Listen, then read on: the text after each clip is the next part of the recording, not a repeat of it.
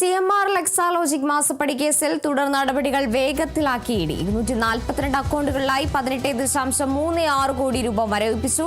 CMRൽ നിന്നും പണം കൈപ്പറ്റിയ മറ്റുള്ളവർക്കെതിരെയും അന്വേഷണം ആരംഭിച്ചു. അതേസമയം എൻഫോഴ്സ്മെന്റ് ഡയറക്ടറേറ്റ് സംഘത്തിനെതിരായി നടന്ന ആക്രമണത്തിൽ കൂടുതൽ അറസ്റ്റിലേക്ക് നീങ്ങാൻ പോലീസ്. CPM പ്രവർത്തകർക്കെതിരെ മറ്റൊരു കേസ് കൂടിയെടുക്കും. ആക്രമണത്തിൽ കേന്ദ്ര ആഭ്യന്തര മന്ത്രാലയം സംസ്ഥാന സർക്കാരിനോട് റിപ്പോർട്ട് തേടും. അപർണ കേസുണ്ട്. വിവരങ്ങളുമായി അപർണ, എന്തായാലും നമ്മൾ ഇന്നലെ കണ്ടതാണ്, സംഘർഷഭരിതമായിരുന്നു തലസ്ഥാനം. ഇന്നലെ അപ്രതീക്ഷിതമായി രഹസ്യമായി ED സംസ്ഥാന വ്യാപകമായി 10 ഇടങ്ങളിൽ പരിശോധന നടത്തുന്നു. അതിൽ നിന്നും വിവരങ്ങളും അതുപോലെ തന്നെ രേഖകളും ശേഖരിച്ചു കഴിഞ്ഞു. ഇനി എന്താണ് അടുത്ത ED നടപടി? കട്ടൂർ CMR ലെക്സാലോജിക് ഇടപാടുകളുമായി ബന്ധപ്പെട്ട് ED ഇപ്പോൾ നടത്തിയ റെയ്ഡിൽ 18.36 കോടി രൂപ അടങ്ങുന്ന അക്കൗണ്ടുകൾ മരവിപ്പിച്ചു എന്നാണ് ED വൃത്തങ്ങൾ അറിയിച്ചിരിക്കുന്നത്. നിക്ഷേപങ്ങൾ, ബാങ്ക് നിക്ഷേപങ്ങൾ, ഡിജിറ്റൽ ഉപകരണങ്ങൾ, അക്കൗണ്ട് വിവരങ്ങൾ തുടങ്ങിയവയാണ് റെയ്ഡിൽ കണ്ടെത്തിയത്. അതേസമയം ആരുടെയൊക്കെ വിവിധ തരത്തിലുള്ള അക്കൗണ്ടുകളാണ് ഇത്തരത്തിൽ മരവിപ്പിച്ചിരിക്കുന്നതെന്ന് ED വ്യക്തമാക്കിയിട്ടില്ല. 242 അക്കൗണ്ടുകൾ മരവിപ്പിച്ചു എന്നാണ് ED നൽകുന്ന വിവരം. ഇതിൽ പ്രതിപക്ഷ നേതാവ് പിണറായി വിജയന്റെ മകൾ വീണ വിജയന്റെ സ്വകാര്യ ബാങ്ക് അക്കൗണ്ട്, CMRലുമായി ബന്ധപ്പെട്ട ചില അക്കൗണ്ടുകൾ എന്നിവയാണ് മരവിപ്പിച്ചതിൽ ഉൾപ്പെടുന്നത് എന്നാണ് വിവരം. പിണറായി വിജയന്റെ വീട്ടിൽ പരിശോധനയ്ക്കെത്തിയ ED സംഘത്തിന് നേരെ ഉണ്ടായ ആക്രമണം പെട്ടെന്നുണ്ടായതല്ല, ആസൂത്രണം ആണെന്നാണ് ED വൃത്തങ്ങൾ അറിയിച്ചിരിക്കുന്നത്. യാതൊരു പ്രകോപനവും ഇല്ലാതിരിക്കെ ഇഷ്ടികകളും ഇരുമ്പ് വടികളും ഉപയോഗിച്ച് ആക്രമിച്ചു എന്നാണ് ED ഉദ്യോഗസ്ഥരൊക്കെ തന്നെ മൊഴി നൽകിയിരിക്കുന്നത്. 3 കാറുകളാണ് ആക്രമണത്തിന് ഇരയായത്. ഒരു കാറിന്റെ ഡ്രൈവർക്ക് ആക്രമണത്തിൽ പരിക്ക് പറ്റിയിട്ടുണ്ട്. ശ്യാം എന്ന ആൾക്കാണ് പരിക്ക് പറ്റിയിരിക്കുന്നത്. തകർന്ന വണ്ടിയുടെ ഹില്ല് കണ്ണിൽ കൊണ്ടിട്ടാണ് പരിക്ക് പറ്റിയിരിക്കുന്നത്. എല്ലാ നടപടിക്രമങ്ങളും പാലിച്ചാണ് ED ഇത്തരത്തിൽ പരിശോധന നടത്തിയതെന്നും ജനക്കൂട്ടത്തെ ചെറുക്കാൻ CRPF അംഗങ്ങൾ യാതൊരു പ്രകോപനവും ഉണ്ടാക്കിയില്ല. യാതൊരു പ്രകോപനവും ഇല്ലാതെ ഇത്തരത്തിൽ അവിടെ ഒത്തുചേർന്ന അണികൾ ഉദ്യോഗസ്ഥർക്ക് നേരെ പ്രകോപനം അഴിച്ചുവിടുകയായിരുന്നു എന്നാണ് ED മൊഴി നൽകിയിരിക്കുന്നത്.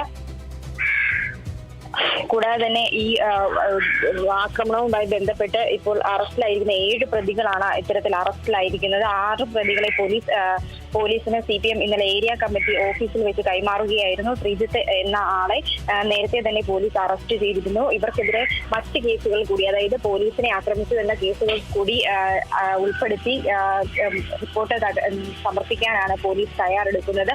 ഇനിയും ഇതിലേക്ക് കൂടുതൽ പ്രതികൾ ഉൾപ്പെടാൻ സാധ്യതയുണ്ട്. അതിനായി വിശദമായ പരിശോധന, വീഡിയോകൾ അടക്കമുള്ളവ പരിശോധിച്ച് ആരൊക്കെ ഇനി ഇതിൽ മറ്റ് പ്രതികൾ ആരൊക്കെ ഉണ്ട് എന്ന് കണ്ടെത്തും. അതിനുശേഷമാകും അന്തിമമായ ഒരു റിപ്പോർട്ട് നൽകുക. ED ഉദ്യോഗസ്ഥരെ മനഃപൂർവ്വമായി ആക്രമിച്ചു എന്ന തരത്തിലേക്കാണ് ഈ കേസ് മുന്നോട്ട് പോകുന്നത്.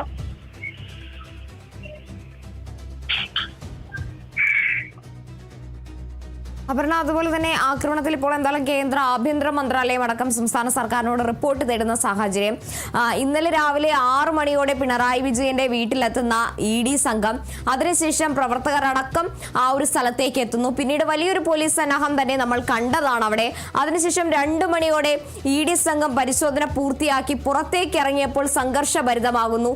അതിൽ നിന്ന് നമുക്ക് മനസ്സിലാക്കേണ്ടത് പോലീസിന്റെ ഭാഗത്തുനിന്നുണ്ടായ ഒരു വീഴ്ച, അല്ലെങ്കിൽ കൃത്യമായ സുരക്ഷാ ക്രമീകരണങ്ങൾ ഒരുക്കാൻ പോലീസിന് സാധിച്ചില്ല എന്നൊരു വീഴ്ച സംഭവിച്ചിട്ടുണ്ട് എന്ന് തന്നെ നമുക്ക് മനസ്സിലാക്കാൻ സാധിക്കില്ല. കാരണം അത്രയും പ്രവർത്തകരാണ് പിണറായി വിജയന്റെ ആ വാടക വീടിന്റെ മുന്നിൽ തടിച്ചുകൂടിയിരുന്നത്.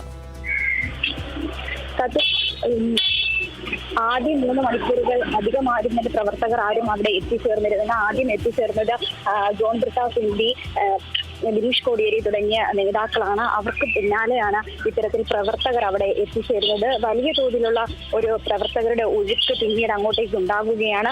നിയന്ത്രണ വിധേയം ആകുന്നതിനും അപ്പുറത്തേക്ക്, നിയന്ത്രിക്കാൻ സാധിക്കുന്നതിൽ അപ്പുറത്തേക്കുള്ള ഒരു അണികളുടെ ഒരു വലിയ ഒഴുക്ക് തന്നെ പിണറായി വിജയന്റെ വസതിക്ക് മുൻപിൽ ഉണ്ടായിരുന്നു. അത് നിയന്ത്രിക്കാൻ പോലീസിന് സാധ്യമായിരുന്നില്ല. പലതവണ അവർ പ്രകോപനം ഉണ്ടാക്കാനായിട്ട് മനഃപൂർവ്വമായ ശ്രമങ്ങൾ നടത്തിയിരുന്നു. പോലീസിനെ കയ്യേറ്റം ചെയ്യുന്ന സ്ഥിതിയിലേക്ക് വരെ ഇത് എത്തിച്ചേർന്നിരുന്നു. എന്നാൽ ഇതൊന്നും തടുക്കാനായിട്ട് പോലീസിന് സാധിച്ചിരുന്നില്ല. കുട്ടികൾ ഉൾപ്പെടെയുള്ളവ മതിലിനുള്ളിലേക്ക് എറിയുന്ന സാഹചര്യം വരെ ഇന്നലെ ഉണ്ടായിരുന്നു. പോലീസ് വേണ്ട വിധത്തിൽ ഇതിനെ കൈകാര്യം ചെയ്തില്ല എന്ന് തന്നെ നമുക്ക് പറയാൻ സാധിക്കും. വളരെ കുറഞ്ഞ പോലീസ് ഉദ്യോഗസ്ഥർ മാത്രമാണ് സ്ഥലത്തുണ്ടായിരുന്നത്. ഇന്നലെ വിശദീകരണമായ ആഭ്യന്തരമന്ത്രി പറയുന്നത് ഇത്തരത്തിൽ ഇവിടെ റെയ്ഡിന് വരുന്ന കാര്യം ആഭ്യന്തര വകുപ്പിനെയോ പോലീസ് ഉദ്യോഗസ്ഥരെയോ അറിയിച്ചിട്ടില്ല. തങ്ങളിൽ നിന്ന് യാതൊരു വിധത്തിലുള്ള സഹായവും അവർ തേടിയിട്ടില്ല എന്നുള്ള തരത്തിലേക്കാണ് ഇത് കൂടുതൽ ഈ രാഷ്ട്രീയമായ വിവാദങ്ങളിലേക്ക് കടക്കാനാണ് സാധ്യതകൾ. ശരി, വ്യക്തമാണ്. അപർണ KS ആണ് വിവരങ്ങൾ നൽകിയത്.